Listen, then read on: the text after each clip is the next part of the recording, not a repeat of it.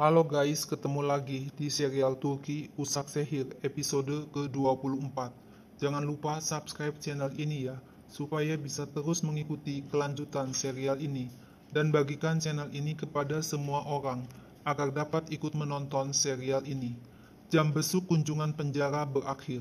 Sebelum pergi, Halis mengancam Fikriye. Jika kamu melaporkan aku kepada Cihan, kamu juga akan kena. Fikriye segera berbisik kepada Alia agar tidak mengatakan apa-apa kepada Cihan. Tiba-tiba Alia pingsan dan Cihan menggendong Alia keluar dari penjara lalu pulang ke mansion. Sementara itu, Mine senang mengetahui kandungannya dalam keadaan baik-baik saja setelah diperiksa dokter. Cihan menyuruh Fikriye pergi ke kamarnya sendiri. Lalu Cihan menyusulnya. Cihan bertanya, "Ada hubungan apa kamu dengan Halis?" Fikriye menjawab, "Aku hanya mengunjunginya. Kami pernah bersama 6 tahun yang lalu." Fikriye berusaha menutupi semua kejadian yang berkaitan dengan Halis. Cihan berkata, "Aku telah menonton rekaman kecelakaan kamu. Seseorang menyerang untuk membunuh kamu. Mengapa dia ingin membunuhmu? Ketika Dennis lahir, kamu meminta foto Dennis kepada Alia, dan Alia mengirimkan foto kepadamu." Fikriye berbohong, berpura-pura lupa akan foto tersebut. Tiba-tiba Alia datang menunjukkan foto itu. Cihan sangat kaget melihat foto boran Alia dan Dennis sudah ditunjukkan kepada Halis. Cihan sangat marah kepada Fikriye. "Mengapa kamu berbohong? Kamu mata duitan. Berapa jumlah uang yang kamu minta untuk nyawa boran?" Alia juga sangat marah kepada ibunya Fikriye. "Beritahu apa yang telah kamu lakukan." Tiba-tiba handphone Fikriye berbunyi. Cihan menyuruh Fikriye untuk menerima telepon dari Halis. Halis mengancam agar Fikriye tidak memberitahu apapun kepada Cihan. "Bukankah kamu datang kepadaku hari ini untuk meminta uang? Aku sudah mengirim banyak uang ke rekeningmu." Fikriye bilang, "Halis telah memanfaatkan aku. Kami pernah hidup bersama, dan Halis tahu semuanya tentang aku. Ketika Alia mengirim foto itu, aku sangat bahagia. Aku ingin membagi kebahagiaan itu dengan orang lain. Bagaimana aku tahu kalau itu menjadi bencana? Aku takut Alia disalahkan disebabkan aku." Akhirnya Cihan berkata kepada Fikriye, "Demi Alia, aku percaya kepadamu." Alia juga mengatakan yang sama kepada Fikriye, "Aku harus percaya kepadamu." Fikriye meyakinkan Alia, "Aku tidak ingin kamu disalahkan atas kematian Boran. Itulah sebabnya aku diam saja." Alia bilang, "Aku tidak peduli dengan diriku, tapi Dennis dalam bahaya." Alia pergi meninggalkan Fikriye. Alia memberitahu Kaya, Fikriye yang telah memberitahu Halis di mana Boran berada. Kaya sangat marah dan kecewa. Lalu Alia pergi meninggalkan Kaya dan Cihan. Cihan minta agar Kaya tidak memberitahu Sadakat mengenai hal ini. Fikriye kabur dari mansion dengan naik mobilnya.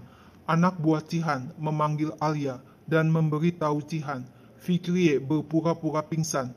Ketika aku menolongnya, Fikriye mengambil senjata dari pinggangku, naik mobil dan pergi dari mansion." Alia kaget mendengarnya. Cihan menyuruh Musafer dan Kadir pergi mengejar Fikriye. Sadakat berkata, "Cari tahu apa masalah Fikriye." Tapi Cihan, Kaya, dan Alia tidak memberitahu Sadakat. Tak lama Cihan menerima telepon dari Fikriye yang berkata, "Peluru akan keluar dari senjata ini untuk menembak Halis. Aku akan menunggu sampai Halis keluar penjara sebentar lagi. Aku akan mati. Aku tidak mau berjuang sia-sia untuk penyakitku." Cihan minta agar Fikriye memberitahu lokasi keberadaannya dan akan menjemputnya untuk kembali ke mansion. Fikriye bilang, "Setelah apa yang terjadi, aku tidak akan kembali lagi ke mansion." Dengan menunjukkan foto Boran, aku telah membuka pintu neraka untuk Alia.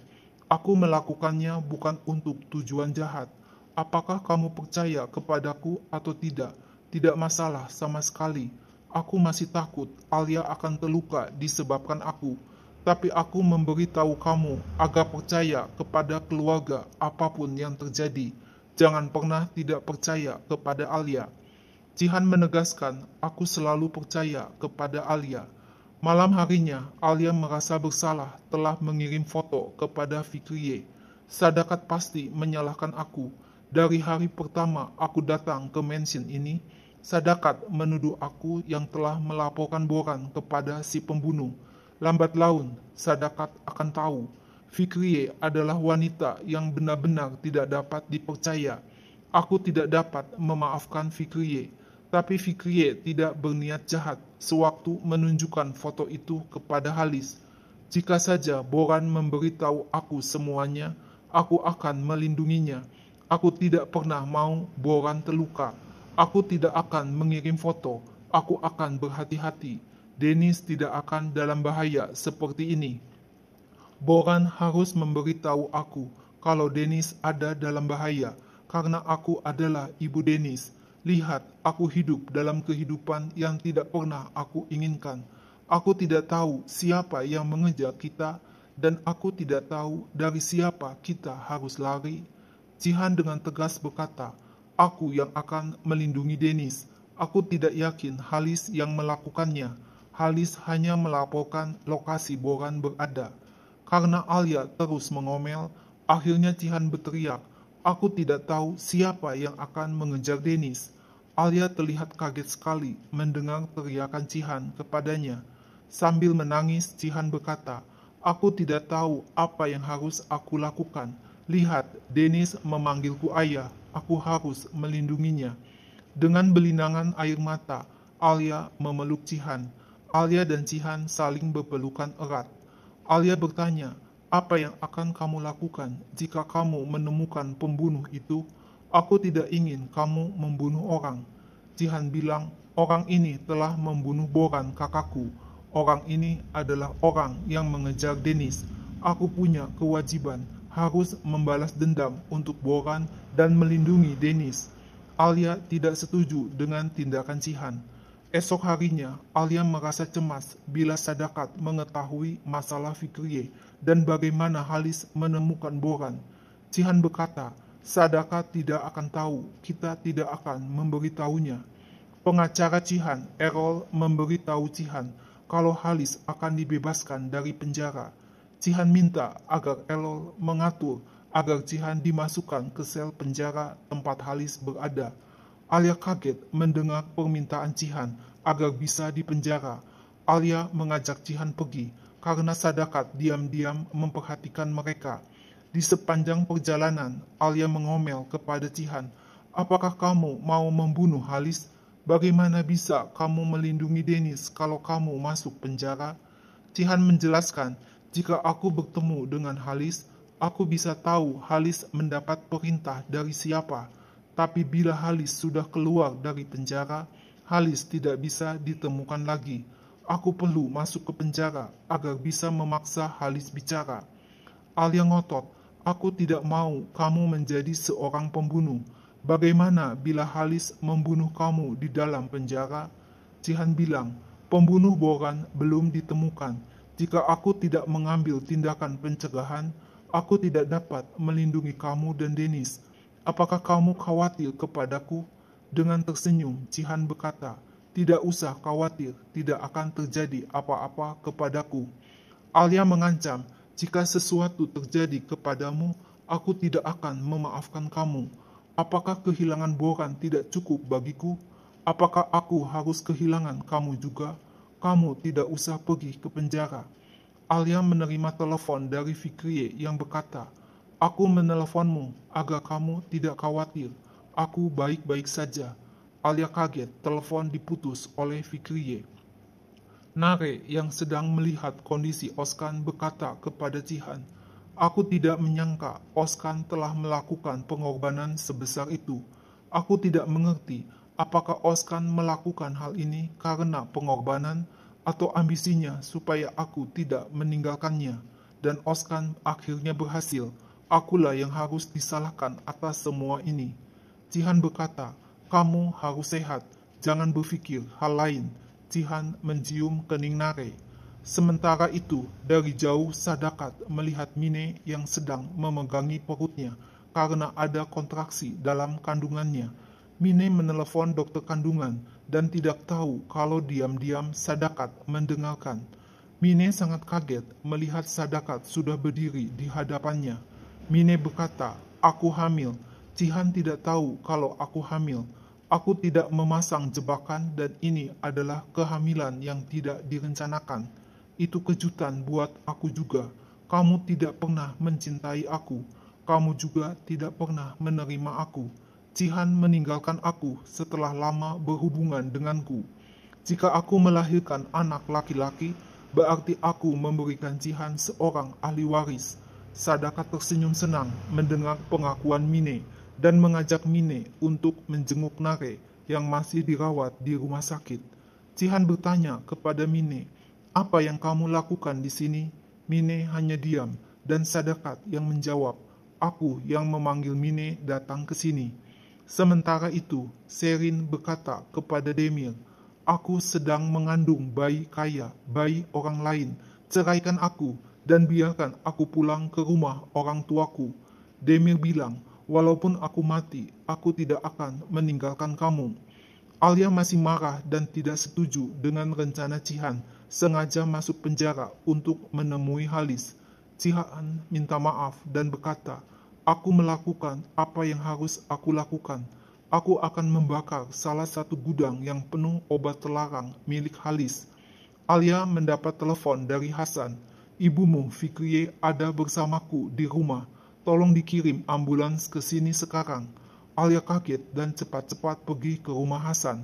Alia mengomel kepada Hasan karena baru mendapat kabar sekarang. Tak lama Sadakat datang dan Alia masuk ke mobil ambulans. Di rumah sakit, diam-diam Sadakat menyuruh Mine untuk melaporkan setiap orang yang menjenguk dan menelepon Fikriye. Nare kembali ke mansion setelah dinyatakan sembuh. Cihan berpesan kepada Alia untuk tidak datang ke kantor polisi atau pengadilan. Dengan berat hati, Alia pergi meninggalkan Cihan. Malam harinya, Cihan membakar gudang milik Halis. Sadakat kaget mendengar laporan dari anak buahnya kalau Cihan dibawa ke kantor polisi. Kaya memberitahu Sadakat, Halis tahu keberadaan Boran sewaktu di Kanada. Cihan akan memaksa Halis untuk bicara. Tak lama Cihan keluar dari kantor polisi untuk dibawa ke penjara. Sadakat marah kepada Cihan, "Mengapa aku tidak diberitahu?" Cihan bilang, "Karena kamu tidak akan pernah mendengarkan aku." Alia berpesan agar Cihan berhati-hati di penjara. Tiba-tiba Alia menerima telepon dari perawat, memberitahu Fikriye ingin pergi dari rumah sakit. Segera Alia pergi ke rumah sakit dan menyuruh Fikriye tidak pergi kemana-mana. Fikriye ngotot dan berteriak, "Aku adalah orang yang menunjukkan foto Boran kepada Halis." Alia memberi tanda agar Fikriye diam. Fikriye dan Alia tidak tahu kalau diam-diam Mine sudah mendengar teriakan Fikriye. Mine sangat kaget mendengar perkataan Fikriye dan cepat-cepat melaporkannya kepada Sadakat. Sadakat bertambah kaget mendengar perkataan Mine setelah di kamar Alia menemukan foto Fikriye bersama Halis. Alia kaget melihat keadaan kamarnya yang berantakan diacak-acak oleh Sadakat dan bertanya, "Apa yang telah kamu lakukan di kamarku?" Sadakat marah kepada Alia. "Apa yang dilakukan Fikriye dengan Halis?" Sadakat mengusir Alia keluar dari mansion. Alia berteriak, "Aku tidak pernah menyakiti Boran." Tiba-tiba Dennis keluar dari kamar dan memanggil Alia. Sadakat langsung berteriak kepada Alia di hadapan Dennis, "Kamu telah bersekongkol dengan Fikriye dan pembunuh Boran." Alia marah, "Jangan pernah berteriak kepadaku di hadapan anakku lagi. Kamu akan mendengarkan aku. Aku adalah Alia Albora. Aku adalah ibu dari Dennis Albora. Aku adalah istri Cihan Albora. Aku adalah nyonya di mansion ini." Nah guys, lalu apa yang akan terjadi selanjutnya? Saksikan terus ya serial yang baru dan seru ini. Jangan lupa subscribe channel ini ya. See you, bye-bye.